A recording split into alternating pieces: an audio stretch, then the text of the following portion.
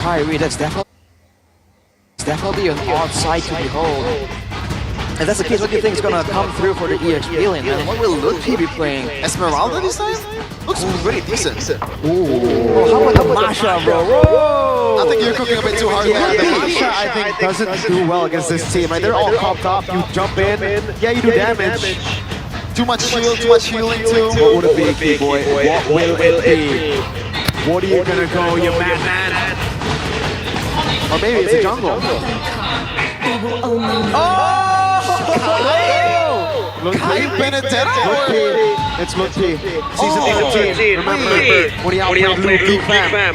So, Benedetta against the Masha. are we sure it's damage the Benedetta? I think it happened. Pakai datanya murah, di aplikasi GoPay selalu ada harga murah. Download dah. Buka tabungan now di Livin by Mandiri sekarang. Has to be, right? Diablo.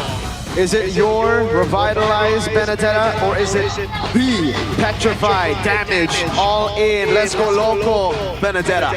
Well, ladies and gentlemen, this has been one of the most entertaining drafting phase that we've had this season. A lot of surprises, especially in the later part of the draft. So it is going to be a petrified Benedetta, which signals it should be a damage. Toy flicker. That is info. That's gonna hurt if it connects. Let's see though. This is the climax. The battle of the two kingdoms. Is it going to be Rex Recum Keon or ONIC? Land of Dawn is the witness. Is it gonna be the kingdom in the sky or is it gonna be the kingdom on the ground? That's the massive question right here. Only one game away. Drafts looking as competitive as ever. With ke3 on a fighter here. With no flicker for Toy. So many factors swirling around, but only time will tell. Only the Land of Dawn will give us the answers. I don't think this is Jin's, I believe he went Impure Rage yesterday? Is it? I don't think it was Killing Spree yesterday when he played the Lucas Jungle. Well, you would think that with the presence of Edok and Mathilda, he would go for something that gives a bit more damage. But Emblem Rashi. Going for the focusing mark, more movement speed potentially, and oh, look at Ludwig, man. Going with the aggressive builds right here. Sans, Whoa, very aggressive. Flickers out to safety. Luckily, ke3's right there to help with the Benedetta. Man, oh, no. Burn early. ke3 has last insanity, will decide to hold out. But he did burn Rince's flicker, so it's mid lane flicker for flicker as ke3 helps Sans to clear out this wave in the mid lane. Since Jin won't try to go for anything crazy. Is that a bait? It was there for quite a while, and ke3 shows up in ideal time to burn down both Edok and Rince there. Definitely interesting. The lane, though, is looking very even, man. From farming alone, both teams are dead even. Now with the first neutral objective fight, with another realm and the last insanity, AOG, do ONIC feel confident enough to deal with the damage and chase of RRQ? That's the main question here in my opinion. If they're very confident, Sans already level 4. K-Boy already eyeing the situation there. A flight comes in for Suzujin. Trying to burn him down. Darren in the back already pinning him down. Now it's going to be Suzujin walking up. Still winning the Reggie battle. Lippy walking up. Suzujin going to be taken very low. Last Insanity from ONIC.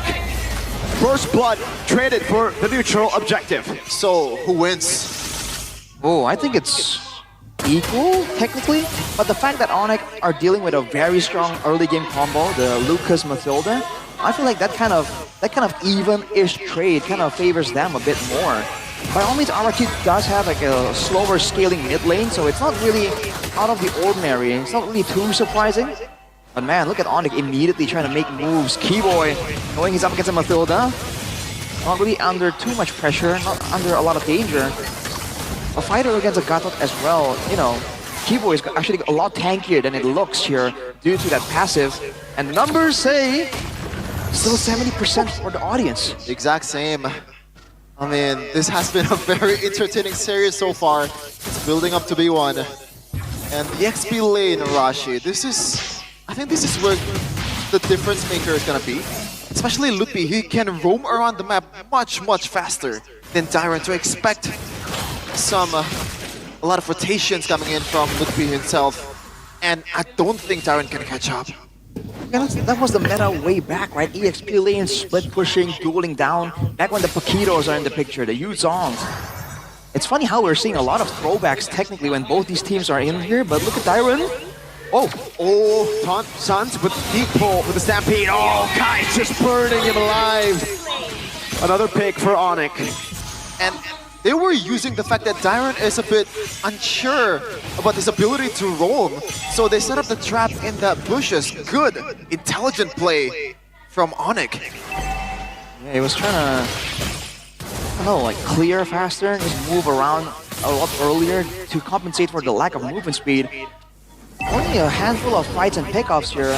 Already a 1.5k gold lead. Sans definitely doesn't seem threatened. Dyron with the flicker forward and the pitch crack! Rinse gets the bad impact. ke3 jumps through the AOG, but Dyron's able to escape.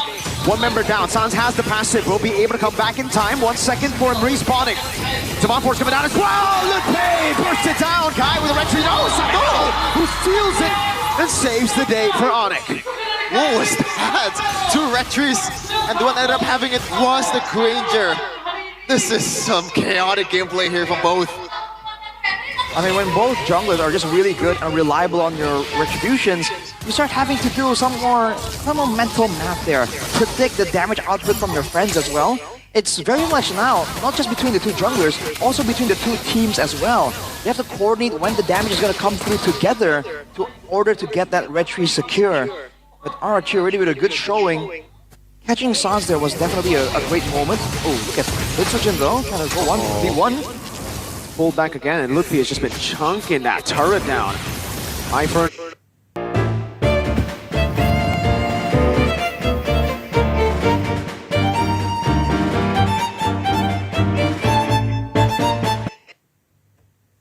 For to escape, Rinse walking up.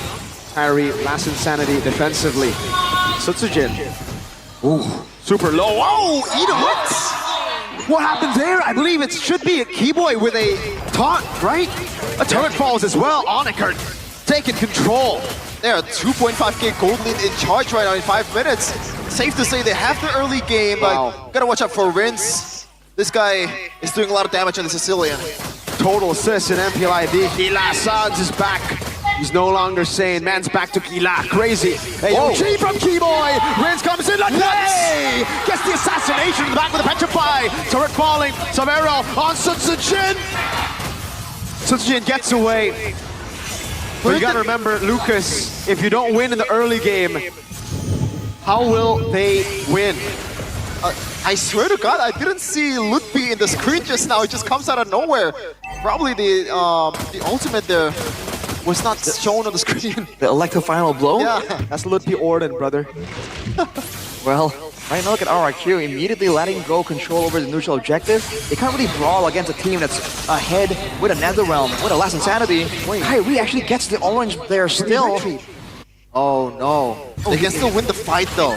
I guess they're not too concerned about the turtle. They want to go for the fight. Tyron walks up with a fist crack, and now Braga armor down. Sans still has the Netherrealm. Will be able to pop it in time. Toy pounces on already. Now Lupi walks up as well. It's gonna be the Rinse who gets it. Lupi finding the kill on Sutsujin. Now they all collapse. Stampede! It's a ke3's taunt, and Lupi just slashed them 2 pieces. Safe to say they are back. Look at the combo. The OG ke3 Sans maneuvers. Savero will deal with damage. Kai wants to sandwich this one. Rinse petrified by Lupi! He gets up. Oh man. They're not stopping 5k right now, Rashi. 5k, and they have to hold on to this. RRQ, they have the Sicilian. He will scale, but right now ONIC is doing a great job shutting him down. Knowing that Rinse does not have any purifies, any defensive tools, they're just going in aggressively, and so far, RRQ are powerless to punish. The man that should be punishing, Sutsujin, on the Lucas here, just seems so powerless against that X-Borg.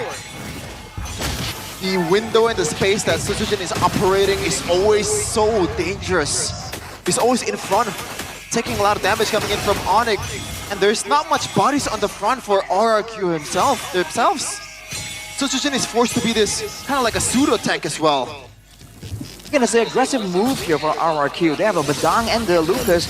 This composition is meant to move forward, right? The Mathilda is supposed to bring Sutsujin closer to the backline.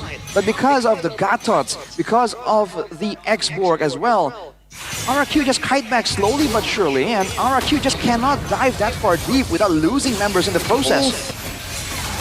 Tyrant caught back. Savero, constant. Oh boy.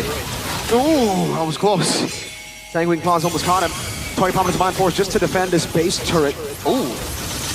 Bit of cheeky damage there from Toy, as you know. Man, that's barely any damage to Kyrie. Want to check out the items, Siraj. Radiant armor, along with the War Axe, so he's fast, he sustains, and magic damage is not a concern of his. And Sutsujin and Dairon are not gonna be beating on the X-Borg, right? The people who are gonna be outputting damage onto X-Borg is gonna be the Harith and the Sicilian. So with the Bat Feast as well, that Radiant armor is gonna be stacked up very handily. RRQ, they're forced to play the defensive game, and we know that is not their comfort zone. There's a free neutral objective to the Sky Kings. Kyrie with the Lord. 9 minutes in, first Lord. Now they want to push forward. This is some crazy siege comp coming in from ONIC. They can tap close with AOG. Kyrie just is in front doing a lot of damage. Savero, that's Sonatas. It's gonna result to a lot of deaths for RRQ as we're gonna take a look at the items once again, Arashi. Skypiercer already competed for Savero, almost 2,000 gold ahead. Lutpi as well. I mean, 4-1 and 3, say less, dude. With the Hunter Strike, the Malefic Roar, he's all in on the damage. It's not about frontline here for ONIC. It's about making sure that the backline of RRQ, the Harith and the Sicilian, will not be able to do much at all. They're just sustaining through the damage of RRQ using invulnerabilities like the Last Insanity, using the second HP bar like the Netherrealm. There's no real built-in tankiness except for Keyboy, and even then, he's playing reactive unless it's time to cut off RRQ from their base. That might happen soon. Look at that Sonata constantly poking them down. Holy Defense already popped in up top. Lutpi in 1v1 against Sutsujin. Almost a kill. Tail Beast Bomb by Sutsujin to retaliate. Holy Defense in the mid lane pop as well. Now another wave in the bottom lane as Toy gets rid of it. AOG from Keyboy just zoning them away to give space. A taunt over. Keyboy able to escape. Has the Revitalize still. Kai walks up. Not going to use the Last Insanity. Will lose the Paraga armor as Toy will zone them back away from the space. And RRQ have defended against the Sky King siege. And the Sky Kings lead balloon to about 9k, Arashi. This is just insane. And unique heroes in MPL Indonesia. Kyrie played 50 heroes. Has he? I believe he changed role like once or twice a game? Like one game or twice? What? Kyrie, how the hell did he play 50 on jungle? He's played Kita ngajuin pinjaman, perlu verifikasi wajah nggak? Nggak perlu. Perlu isi stempel data nggak jelas nggak? Nggak. Played a whole lot from the Julian to the Bauman to Fredrin. He's been through a lot of crazy metas, man. A lot of very crazy metas. Backmono is still even more flexible. ONIC are gonna increase this lead even more here, controlling the jungle completely, man. Back then, we would say at 10k, that's where the game is pretty much done, where the other team can't really defend. But against a Sicilian and Harith, there's always that big maybe. But will ONIC allow it though? Are they gonna try and trade the same way RRQ did? Because that is what allowed ONIC to really come back in game number 2. ONIC might not afford, might not give RRQ the same luxury. Yeah. And by the looks of it, they're trying to just freeze the lanes, waiting for the next Lord, because they know they're gonna need the help of the Lord to be able to kind of penetrate the fort of RRQ right now. A lot of base defense potential here, especially from the Sicilian. And Edok will do a lot of work to guide them to a better place, to a safe place. Now the question is, does RRQ have any chance of contesting this? Looks like the answer is no. Probably not, man. They're just too far behind. I mean, the Holy Crystal isn't even completed for Toy, right? There's no way. Rins now has the Wishing Lantern, so against these beefy frontliners, there is some damage there that has to be considered. Still a 10k lead. Holy Crystal finally for Toy, but is it too late? It's only the second Lord. You know, RRQ in theory should be able to defend still, but unless, you know, the moment ONIC kind of force their hand and force them to use all their spells in fights instead of on the Lord, that could be the moment that ONIC are looking for. And they still have no solution for the Ludpi Benedetta split push, by the way. So you're really seeing this draft force RRQ into some really confusing situations. Back again with what Mirko said. Oh, gotta watch out! A flicker out. That's a big win for RRQ, but can they make the most out of it? Sans still able to regen. He just needs to Netherrealm in time. AOG into the back line right now. Ludpi walks up with a final blow. Won't be able to find it now. So Jin able to find that. Eye for an eye. Ludpi taking out. Toy gets the shutdown. And the Kings of Kings have a chance. That could not have gone any better for RRQ. They dodged the AOG, they dodged the whole Electro-Final blows, area of effect, and they survive, taking 2 in the process. I mean, if they got a wipe out, it would have been better, Shevin. Oh, I'm just saying. Okay. But just saying. ONIC, they kind of made the similar play to RRQ. Sacrificial members for the base turret, but it's not even on the side where the Lord is. Oh, Edok with a pull, Edok taking very low. Kyrie with a burn. Toy in the backwards, the Mind Force sound can be taken down. Sabera tries to deal with it now. Kyrie still putting the fire onto it. Oh, but will have his Viraga armor taken out. Actually, he keeps it intact. That's a whole shot, the whole combo of the Mind Force, and somehow he didn't even get the Viraga armor. That's a concern for RRQ right now. But he's building towards that power spike. How close are we from a Harith power spike? Already at a Divine Glaive at this point, so there is some real damage. One more item to really settle the deal here. We're approaching full build situations here. But the thing is, ONIC has so much more farm that their frontliners are going to be a bit more sustainable compared to RRQ. That's the number one big factor. Number two, they have Ludpi as an extra damage dealer as well. So if it comes down to, when it comes down to it, ONIC might be able to win in a full-on blast of a battle, but as we saw earlier, if the Zaman Force allows Toy to just spam out the Synchrophissions and just dash through with empowered basic attacks, if Rins can just keep spamming out the bat impacts, they're at a point where RRQ can win a fight. ONIC has to be careful in how they engage and who they engage on. Is it geekable, Mirko? I was gonna say that. Oh, I think it is, you know? Sicilian Harith? This is like the modern day Natan Yves. And Toy is building towards that Oracle. That is in a way a power spike for his sustainability with Mathilda in his team. Now the Lord this time, it could be contested, right? It is 8k golden. Ludpi! Oh. Aku Ilham, aku baru aja pinjam 5 juta di Ada Kami untuk bayar uang semesteran. Terima kasih Ada Kami. Gotta be real careful now, Ludpi. Oh, very squishy. Keyboy taking back with the Sanguine Cross, bad impact. Oh, doing a lot of damage, forcing an AOG defensively. So it's a Jin in the bush. Ludpi spots him, gets him away. Lord, 16 minutes in for ONIC. They need to bank on an Evolve Lord, I think, to end. And look at this, Ludpi already making it difficult for RRQ, going for the split, having the advantage when it comes to the rotations. RRQ are not in the picture. Riz is trying to get the purple buff, I think.